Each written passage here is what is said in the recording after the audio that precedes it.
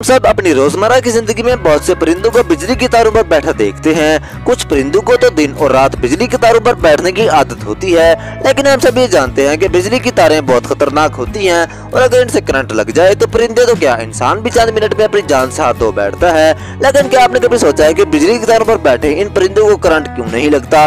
Well, इसकी एक solid reason है। असल में जब परिंदे किसी भी बिजली की तार पर बैठते हैं तो वो अपने दोनों पाँव एक ही जानब करके बैठते हैं। इससे ये होता है कि बिजली की तारों में मौजूद इलेक्ट्रॉन्स परिंदों के जिस्म में दाखिल नहीं हो पाते और परिंदों को बिजली की तारों पर बैठने के बावजूद भी करंट नहीं लगता।